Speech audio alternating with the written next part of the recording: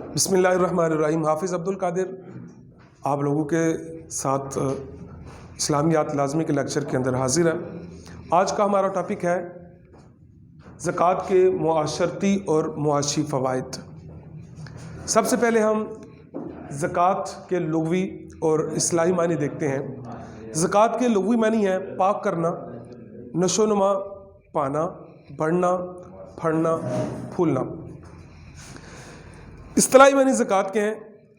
زکوٰۃ ایک مالی عبادت ہے جو ہر صاحب نصاب مسلمان پر اپنے مال میں سے ایک سال گزرنے کے بعد خاص شرع کے مطابق مستحق افراد میں تقسیم کی جاتی ہے۔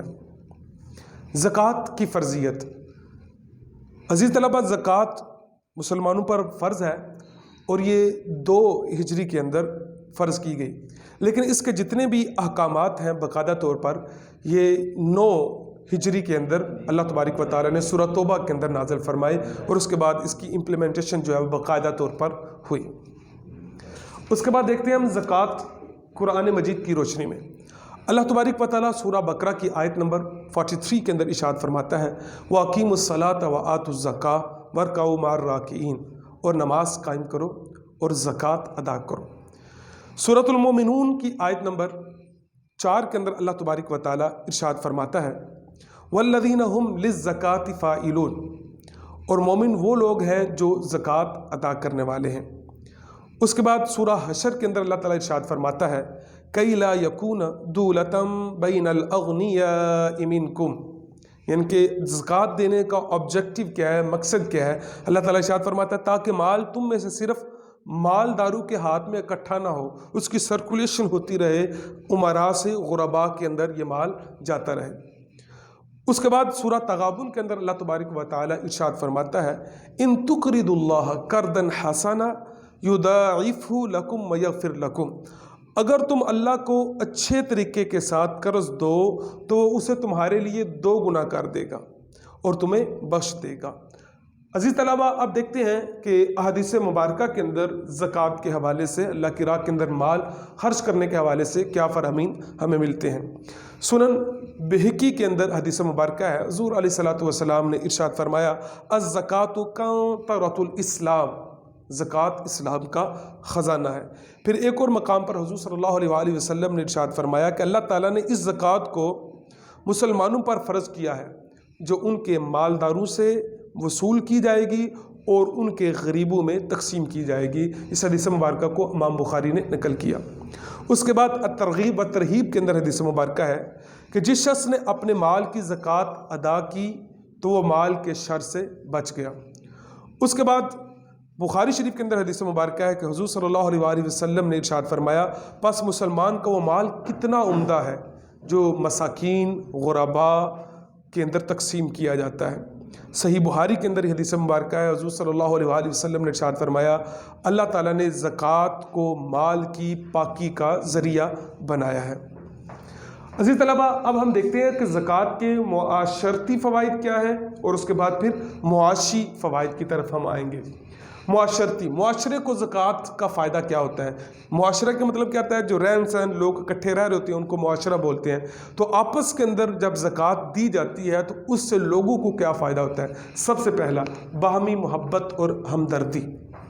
جب آپ کسی کو زکوٰۃ دیتے ہیں جس کو ضرورت ہوتی ہے، جو مصارف زکوٰۃ کے اندر شامل ہے، تو اس بندے کے دل کے اندر آٹومیٹیکلی آپ کے لیے محبت پیدا ہوتی ہے، ہمدردی پیدا ہوتی ہے۔ تو زکوٰۃ کا یہ سب سے پہلا فائدہ ہوتا ہے۔ اس کے بعد قلب و مال کی پاکیزگی، کہ جیسا کہ میں نے آپ کو پہلے حدیث مبارکہ سنائی ہے کہ حضور صلی اللہ علیہ وآلہ وسلم نے ارشاد فرمایا اللہ تعالیٰ نے زکوٰۃ کو مال کی پاکی کا ذریعہ بنایا ہے۔ اس حدیث مبارکہ کو بھی آپ اس ایڈی کے اندر کوٹ کر سکتے ہیں۔ تو انسان کا دل اور اس کا مال پاک ہو جاتا ہے زکوٰۃ کے ذریعے سے۔ ایک اور جگہ پر اللہ تبارک و تعالیٰ ارشاد فرماتا ہے خذ من اموالہم صدقۃ، کہ ان کے مالوں میں سے صدقہ لیجئے وتطہرہم بہا، اس کے ذریعے سے ان کو پاک کیجئے، ستھرا کیجئے۔ یعنی کہ زکوٰۃ دینے سے بندے کا دل پاک ہوتا ہے، اس کا مال پاک ہوتا ہے۔ دل کیسے پاک ہوتا ہے؟ دل پاک ہونے کی وجہ یہ ہے کہ جب بندہ زکوٰۃ دیتا ہے تو اس کے دل کے اندر مال کی محبت جو ہے وہ ختم ہو جاتی ہے۔ کیونکہ وہ اللہ کی راہ کے اندر تقسیم کر رہا ہے تو اس کے دل سے مال کی محبت ختم ہو جاتی ہے۔ اس کے بعد احکام الہی کی پیروی، کیونکہ اللہ تبارک و تعالیٰ نے زکوٰۃ کو مسلمانوں کے اوپر فرض کیا ہے۔ حدیث مبارکہ بھی آپ نے سنی ہے، آیات بھی سنی ہیں، ان آیات اور حدیث میں سے کسی کو بھی آپ اس ہیڈنگ کے اندر کوٹ کر سکتے ہیں تو اس کی ڈیٹیل آ جاتی ہے۔ تو یہ اللہ تعالیٰ کا حکم ہے، وَأَقِیمُوا الصَّلَاةَ وَآتُوا الزَّکَاةَ، نماز قائم کرو اور زکوٰۃ دو۔ اس کے بعد ہے اجر عظیم۔ اللہ تبارک و تعالیٰ قرآن حکیم کے اندر بڑی پیاری مثال دیتا ہے، مَثَلُ الَّذِينَ يُنْفِقُونَ فِي سَبِيلِ اللَّهِ كَمَثَلِ حَبَّةٍ أَنبَتَتْ سَبْعَ سَنَابِلَ فِي كُلِّ سُنبُلَةٍ مِّائَةُ حَبَّةٍ وَاللَّهُ يُضَاعِفُ لِمَن يَشَاءُ۔ مثال دی اللہ نے کہ اللہ کی راہ کے اندر مال خرچ کرنے کی مثال ایسے ہے جیسے گندم کا دانہ زمین کے اندر بویا جاتا ہے، اس میں سے 7 کونپلیں نکلتی ہیں، ہر ایک کونپل کے اوپر 100 دانہ لگتا ہے۔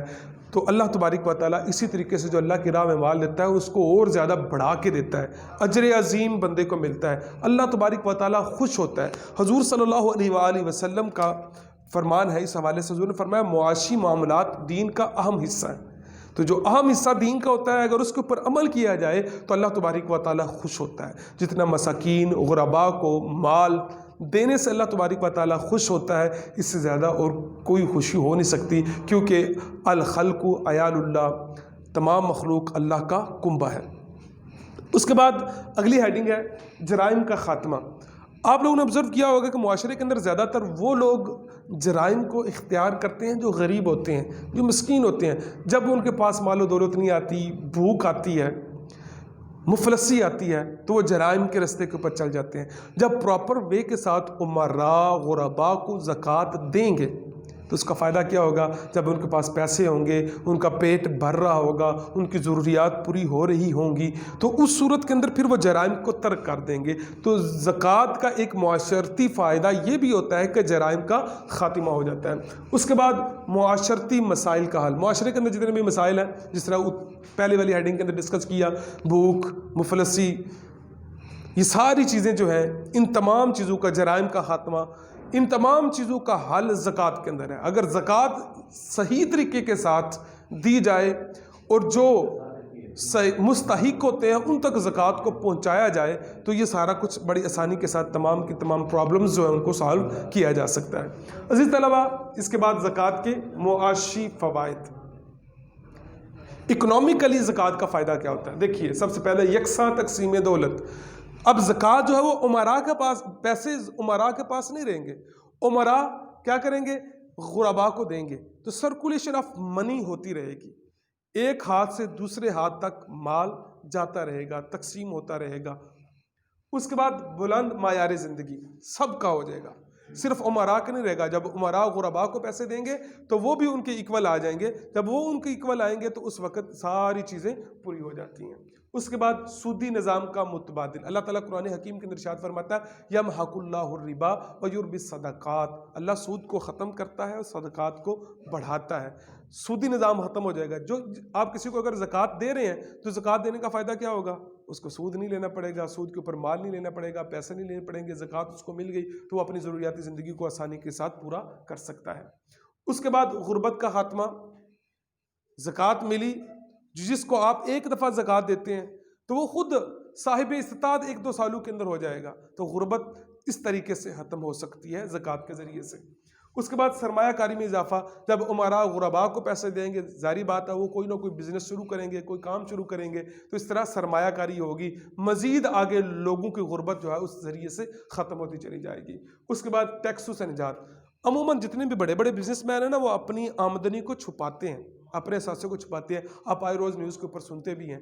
اگر زکوٰۃ کا نظام صحیح طریقے سے نافذ ہو جائے تو ٹیکسوں سے نجات حاصل ہو سکتی ہے، لوگ زکوٰۃ صحیح طریقے سے تقسیم کریں گے۔ عزیز طلبہ، یہ تھا آج کا ہمارا ٹاپک۔ امید ہے کہ آپ لوگوں نے توجہ کے ساتھ سنا ہوگا۔ اس کو یاد کرنے کے بعد لکھ کے مجھے سینڈ کیجیے گا۔ اللہ تبارک و تعالیٰ